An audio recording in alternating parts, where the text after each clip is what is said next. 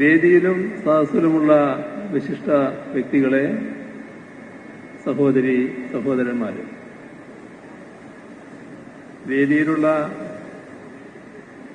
ഒരാളെക്കുറിച്ച് പ്രത്യേകമായി പറയേണ്ടതുണ്ട് എന്നാണ് തോന്നുന്നത്. I would like to extend a hearty welcome to Sri Sarbananda Sonowal ji, the Minister for Port, Shipping and Waterways, and hope he will have a pleasant stay here.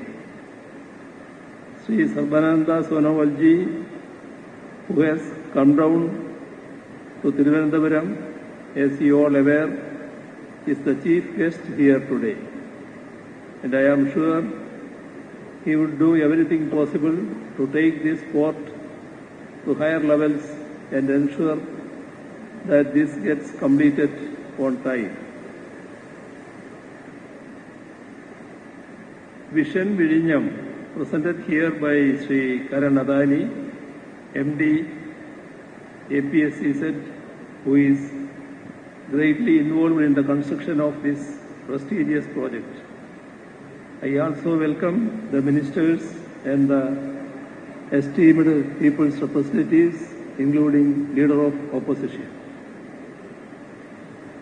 കേരളത്തിലെ അടിസ്ഥാന സൗകര്യ വികസന ചരിത്രത്തിലെ പുതിയൊരു അധ്യായത്തിന് ഇന്ന് തുടക്കമാവുകയാണ്.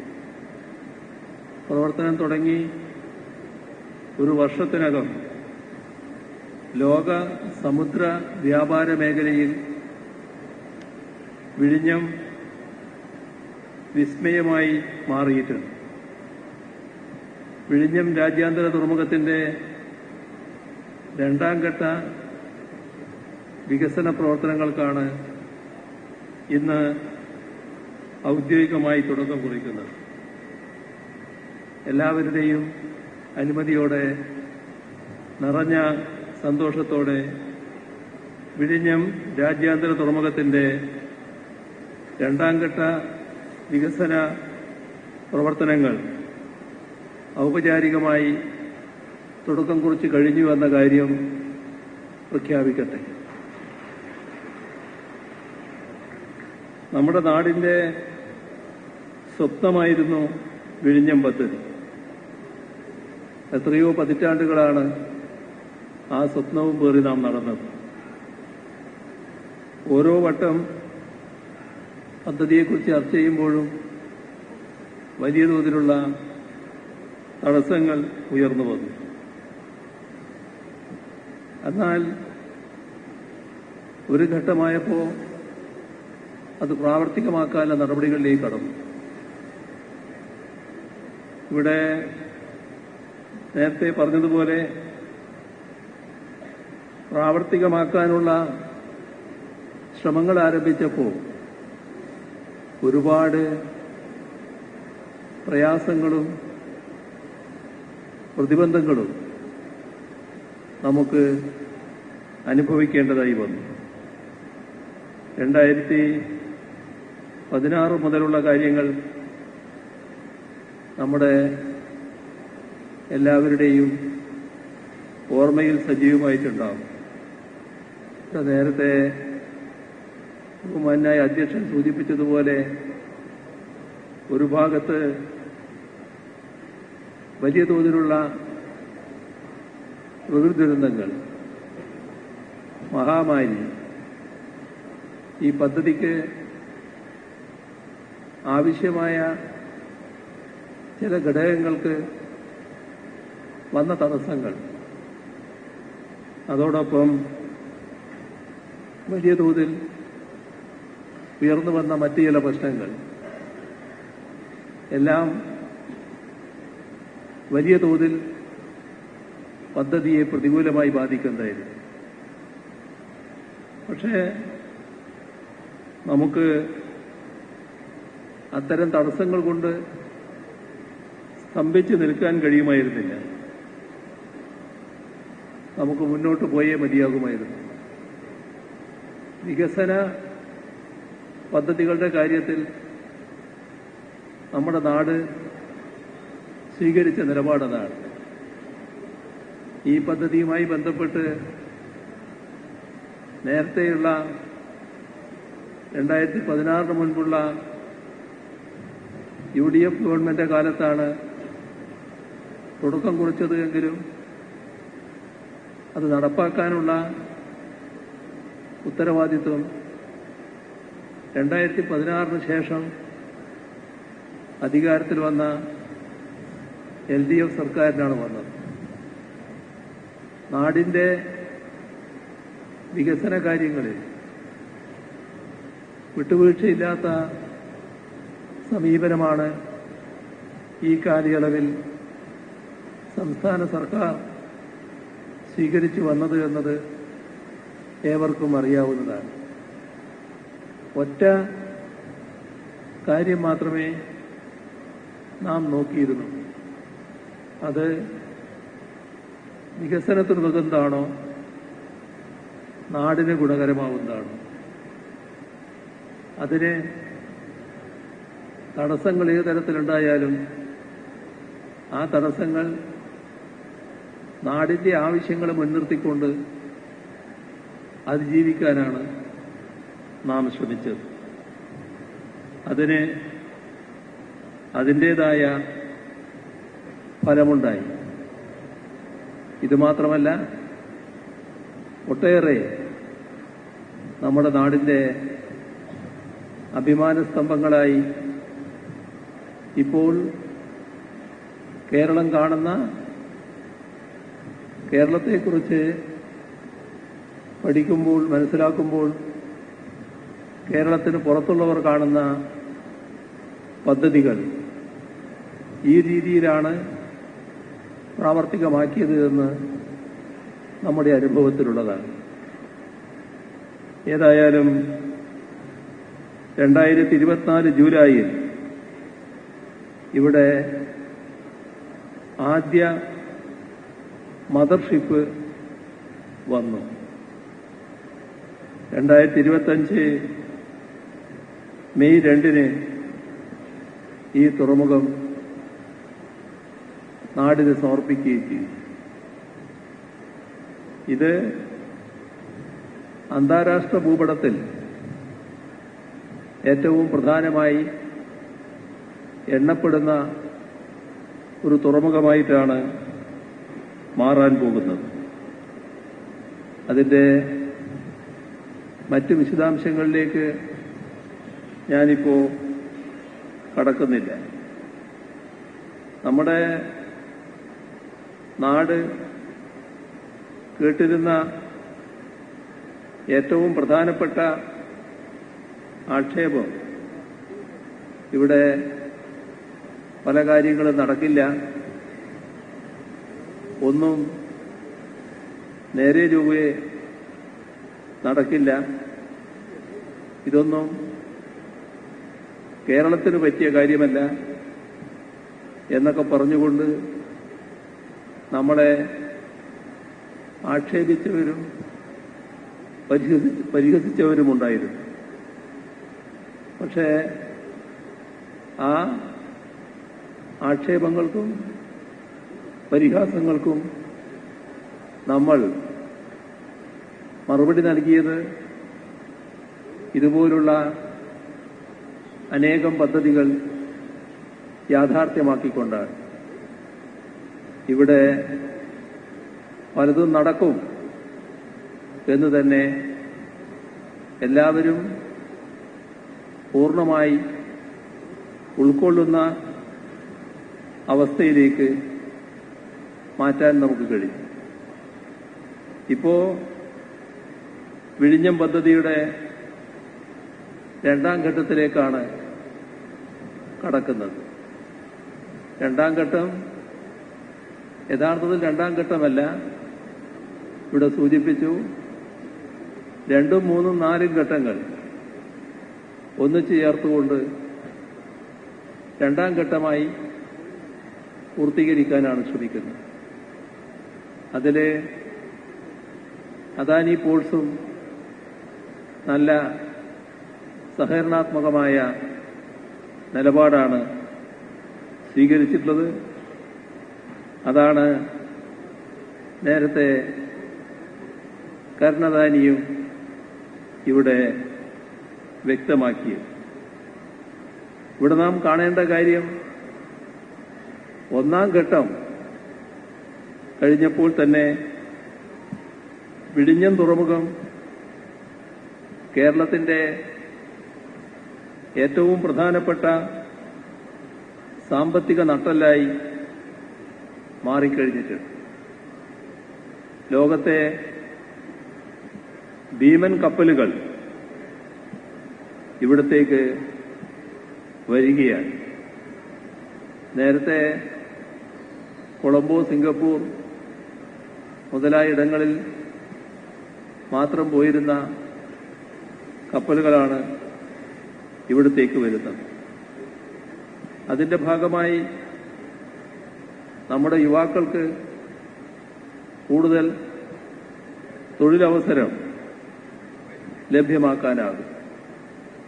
വലിയ തോതിലുള്ള പ്രാദേശിക വികസനവും ഇതിന്റെ ഭാഗമായുണ്ടാകും.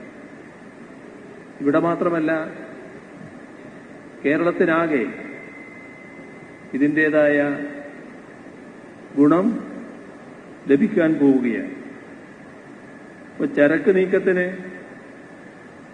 നാം നേരത്തെ മറ്റുള്ളവരെ ആശ്രയിച്ചതായിരുന്നു. ആ കാലം അവസാനിച്ചിരിക്കുന്നു. ഇന്ത്യയുടെ ലോജിസ്റ്റിക് മേഖലയിൽ കേരളം ഇന്ന് ഒരു പ്രധാന ശക്തിയായി മാറാനാണ് പോകുന്നത്. ഇതൊരു വെറും പറച്ചിലല്ല, നാം കൺമുന്നിൽ കാണുന്ന യാഥാർത്ഥ്യമാണ്. വിഴിഞ്ഞം പദ്ധതിയുടെ ഒന്നാം ഘട്ടം പൂർത്തിയായതോടെ ആഗോള കപ്പൽച്ചാലിൽ കേരളത്തിന്റെ പേര് സുവർണലിപികളിൽ രേഖപ്പെടുത്തിക്കഴിഞ്ഞു. പ്രതിവർഷം 10 ലക്ഷം TUE ആയിരുന്നു ആദ്യഘട്ടത്തിൽ വിഴിഞ്ഞത്തിന്റെ ശേഷിയായി കണക്കാക്കിയത്. പക്ഷേ 10 മാസം കൊണ്ട് ഈ ലക്ഷ്യം ഈ പോർട്ടിന് മറികടക്കാനായി. ഇത് ലോകത്തൊരു പോർട്ടിനും അവകാശപ്പെടാനാവാത്ത നേട്ടമാണ്. ലോകോത്തര നിലവാരത്തിലുള്ള ഓട്ടോമേഷൻ സാങ്കേതികവിദ്യയും ജീവനക്കാരുടെ ആത്മാർത്ഥമായ പരിശ്രമവുമാണ് ഈ നേട്ടത്തിന് ഇടയാക്കിയത്. ആദ്യ വർഷം തന്നെ 615 കപ്പലുകൾ, 1.32 ദശലക്ഷം കണ്ടെയ്നറുകൾ ഈ പോർട്ട് കൈകാര്യം ചെയ്തു കഴിഞ്ഞു. 2025 ഡിസംബറിൽ മാത്രം 1,21,000 TEU കൈകാര്യം ചെയ്തു. ലോകത്തിലെ ഏറ്റവും വലുതും ഏറ്റവും ഡ്രാഫ്റ്റ് കൂടിയതുമായ കപ്പലുകൾ വിഴിഞ്ഞത്ത് നങ്കൂരമിട്ടു. അതുവഴി ഈ തുറമുഖത്തിന്റെ കരുത്ത് ലോകം തിരിച്ചറിഞ്ഞു. പ്രതിമാസം 50-ലേറെ കപ്പലുകളാണ് ഈ തുറമുഖത്ത് വന്നു പോകുന്നത്. ചുരുങ്ങിയ സമയം കൊണ്ട് 1000 കപ്പലുകൾ എന്ന നേട്ടം നമ്മുടെ കയ്യെത്തും ദൂരത്തും. വിഴിഞ്ഞത്തിന് മുൻപ് പ്രവർത്തനം തുടങ്ങിയ പല തുറമുഖങ്ങളെയും പിന്നിലാക്കിയാണ് വിഴിഞ്ഞത്തിന്റെ ഈ കുതിപ്പ്. ഇത് നമ്മുടെ നാടിനാകെ അഭിമാനകരമായ കാര്യമാണ്. നമ്മുടെ രാജ്യത്ത് ആദ്യമായി വനിതകളെ ഓട്ടോമേറ്റഡ് ട്രെയിൻ ഓപ്പറേറ്റർമാരായി നിയമിച്ചതിന്റെ ഖ്യാതിയും വിഴിഞ്ഞത്തിനാണ്. വിഴിഞ്ഞം സ്വദേശികളായ സ്ത്രീകളെ കണ്ടെത്തി പരിശീലിപ്പിച്ചാണ് മാതൃകാപരമായ ഈ നേട്ടം കൈവരിച്ചത്. സ്ത്രീ സൗഹൃദ കേരളത്തിന്റെ മറ്റൊരു ഉദാഹരണം കൂടിയായി അത് മാറി. വിഴിഞ്ഞം തുറമുഖത്തെ ഇമിഗ്രേഷൻ ചെക്ക് പോസ്റ്റായി കേന്ദ്ര സർക്കാർ അംഗീകരിച്ചു കഴിഞ്ഞു.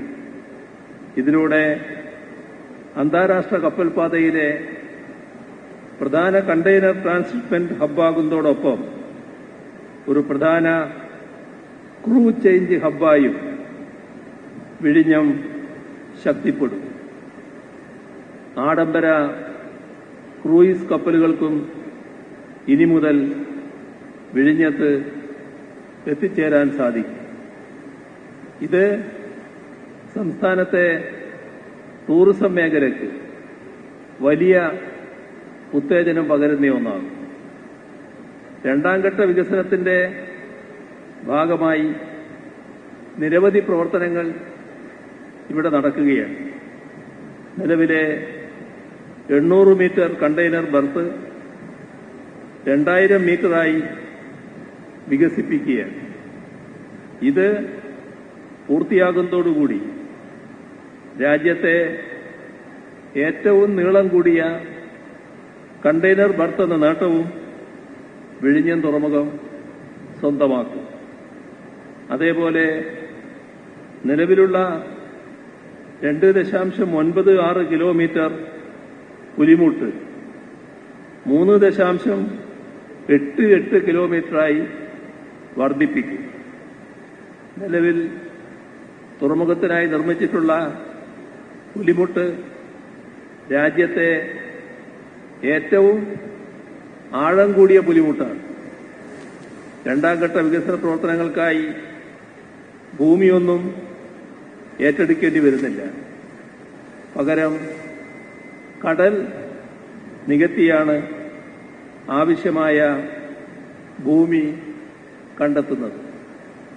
നിലവിലുള്ളവയ്ക്ക് പുറമെ 12 പുതിയ ഷിപ്പ് ടു ഷോർ ട്രെയിനുകൾ, 27 പുതിയ യാർഡ് ക്രെയിനുകൾ ഇവയെല്ലാം ഇവിടെ സ്ഥാപിക്കും. തുറമുഖത്തിന്റെ ഒന്നാം ഘട്ടം 24,000 TEU കണ്ടെയ്നർ ശേഷിയുള്ള ലോകത്തിലെ ഏറ്റവും വലിയ കണ്ടെയ്നർ കപ്പലുകൾ കൈകാര്യം ചെയ്യാൻ കഴിയുന്ന രീതിയിലുള്ളതാണ്. എന്നാൽ തുടർഘട്ടങ്ങൾ കൂടി പൂർത്തിയാകുന്നതോടെ 28,840 TEU വരെ ശേഷിയുള്ള നെക്സ്റ്റ് ജെൻ കണ്ടെയ്നർ കപ്പലുകളെയും കൈകാര്യം ചെയ്യാൻ ഈ തുറമുഖം സജ്ജമാക്കും. ഇതോടൊപ്പം മറ്റൊരു പ്രധാന കാര്യം, ഒരേ സമയം 5 മദർഷിപ്പുകൾ വരെ കൈകാര്യം ചെയ്യാൻ പാകത്തിൽ തുറമുഖം വികസിക്കുമെന്നതാണ്. ഇന്ത്യൻ തുറമുഖങ്ങളെ സേവിക്കുന്ന ഒരു ദേശീയ ട്രാൻസ്ഷിപ്മെന്റ് ടെർമിനലായി പ്രവർത്തനമാരംഭിച്ച വിഴിഞ്ഞം തുറമുഖം പൂർണ്ണ വികസനം കൈവരിക്കുന്നതോടെ രാജ്യാന്തര ട്രാൻസ്ഷിപ്മെന്റ് ഹബ്ബായി വരും. അതായത് ആഫ്രിക്ക, മിഡിൽ ഈസ്റ്റ് എന്നിവിടങ്ങളിലുള്ള തുറമുഖങ്ങളിലടക്കം സേവനം എത്തിക്കുന്ന ഒരു അന്താരാഷ്ട്ര ട്രാൻസ്ഷിപ്മെന്റ് ഹബ്ബായി വിഴിഞ്ഞം മാറും. അതോടെ ആഗോള കടൽ വാണിജ്യ ഭൂപടത്തിൽ അതിപ്രധാന കേന്ദ്രമായി നമ്മുടെ വിഴിഞ്ഞം തുറമുഖം മാറിത്തീരും. ഇന്നാരംഭിക്കുന്ന രണ്ടാം ഘട്ട വികസനം സമയബന്ധിതമായി തന്നെ പൂർത്തീകരിക്കും.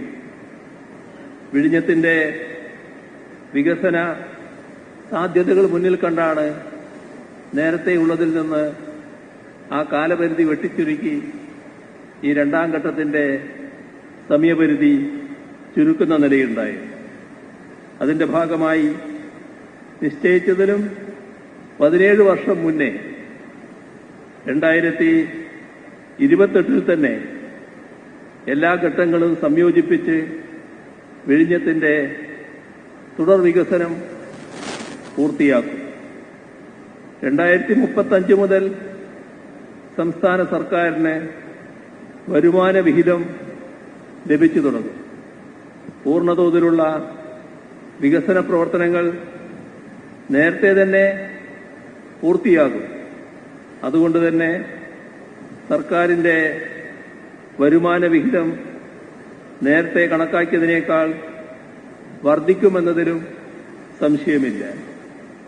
വിഴിഞ്ഞത്ത് ഇതുവരെ ട്രാൻസ്ഷിപ്മെന്റ് മാത്രമാണ് നടത്തി വന്നിരുന്നത്. ഇപ്പോൾ റോഡ് വഴിയുള്ള ചരക്ക് നീക്കത്തിന് നമ്മൾ തയ്യാറായി കഴിഞ്ഞു. തുറമുഖത്തെയും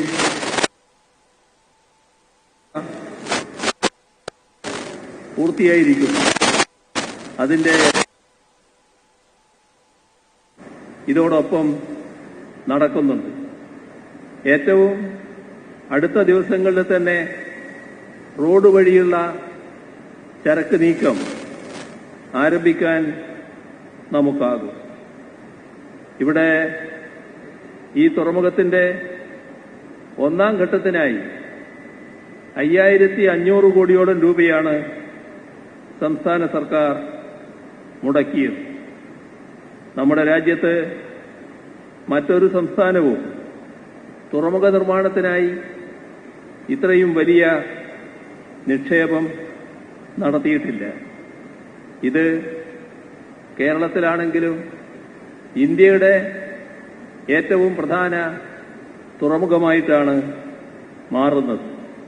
അപ്പോൾ രാജ്യത്തിനാകെ പ്രയോജനം ലഭിക്കുന്ന പദ്ധതി എന്ന നിലക്കാണ് ഈ പദ്ധതിയെ നാം കാണേണ്ടത്.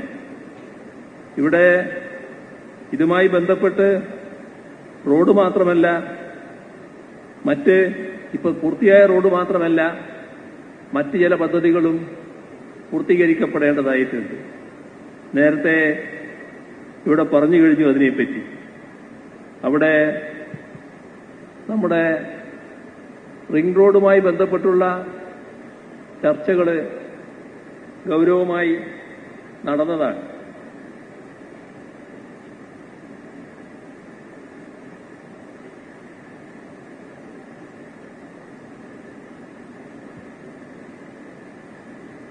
National highway authority of India അതുമായി ബന്ധപ്പെട്ട് പൂർണ്ണ സഹകരണം വാഗ്ദാനം ചെയ്തതുമാണ്. ചില സാങ്കേതിക പ്രശ്നങ്ങളാലാണ് നീണ്ടുപോകുന്നത്. അതിവേഗം തന്നെ അതിനുള്ള അനുമതി ലഭ്യമാകും എന്നാണ് നാം പ്രതീക്ഷിക്കുന്നത്. അതേപോലെ റെയിൽവേയുടെ കാര്യം പറഞ്ഞു. റെയിൽവേയും റെയിൽ കണക്ടിവിറ്റിയും വളരെ പ്രധാനപ്പെട്ടൊരു കാര്യമാണ്. അതുമായി ബന്ധപ്പെട്ട എല്ലാ കാര്യങ്ങളും തീരുമാനമായി കഴിഞ്ഞിട്ടുണ്ട്. ഇവിടെ കാണേണ്ട ഒരു കാര്യം, ഇതിന്റെ ഭാഗമായി ഇവിടെ തന്നെ 3000 ഏക്കറോളം സ്ഥലം നമ്മുടെ വിവിധ പദ്ധതികൾക്കായി ഉപയോഗിക്കപ്പെടാൻ പോവുകയാണ്. വലിയ തോതിലുള്ള വികസനം നമ്മുടെ ഇവിടെ വരാൻ പോകുന്നു എന്നതാണ് കാണേണ്ടത്. നമ്മുടെ നാടിന്റെ വികസനം അത് നല്ല രീതിയിൽ യാഥാർത്ഥ്യമാക്കാനുള്ള നീക്കങ്ങളാണ് നടന്നിട്ടുള്ളത്. വിഴിഞ്ഞത്തിന്റെ തീരത്ത് നിന്നുകൊണ്ട് ലോകത്തിന് നമുക്ക് നൽകാനുള്ള സന്ദേശം ഒന്നു മാത്രമാണ്. അത് കേരളം മാറുകയാണ്, മുന്നേറുകയാണ്. ഇതാണ് ലോകത്തിന്റെ മുന്നിൽ നമുക്ക് നൽകാനുള്ള സന്ദേശം. ഇനിയും ഒരുപാട് കാര്യങ്ങൾ ചെയ്യാനുണ്ട് എന്നത് നമുക്കേവർക്കും അറിയാം. എല്ലാ കാര്യങ്ങൾക്കും ജനങ്ങളുടെ പിന്തുണയാണ് കരുത്തായി മാറിയത്. അതിന്റെ ഭാഗമായാണ് എല്ലാ വികസന പ്രവർത്തനങ്ങളും യാഥാർത്ഥ്യമാക്കാനായത്. ഇനി അങ്ങോട്ട് പൂർത്തിയാക്കാനുള്ള എല്ലാ വികസന കാര്യങ്ങൾക്കും നാടിന്റെ താൽപര്യം മുൻനിർത്തി ജനങ്ങളുടെ പൂർണ്ണമായ സഹകരണം ഉണ്ടാകുമെന്ന് തന്നെയാണ് പ്രതീക്ഷിക്കുന്നത്. അതുകൊണ്ട് ജനങ്ങളുടെ ആകെ പിന്തുണയോടെ പൂർത്തീകരിക്കാനുള്ള കാര്യങ്ങൾ പൂർത്തീകരിക്കാനാകും എന്ന് തന്നെയാണ് ഉറപ്പിച്ച് പറയാനുള്ളത്.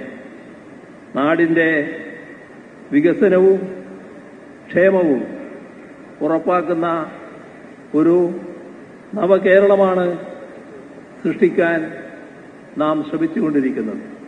ആ കാര്യത്തിൽ നമുക്ക് ഒന്നിച്ചു മുന്നേറാം എന്ന് അറിയിച്ചുകൊണ്ട് വിഴിഞ്ഞം പദ്ധതിയുടെ രണ്ടാം ഘട്ടത്തിന്റെ നിർമ്മാണ പ്രവർത്തനങ്ങളുടെയും പോർട്ട് ദേശീയപാത റോഡിന്റെയും ഉദ്ഘാടനം നിർവഹിച്ചതായി അറിയിച്ചുകൊണ്ട് അവസാനിപ്പിക്കുന്നു. നിങ്ങൾക്കെന്റെ സ്നേഹാഭിവാദനം.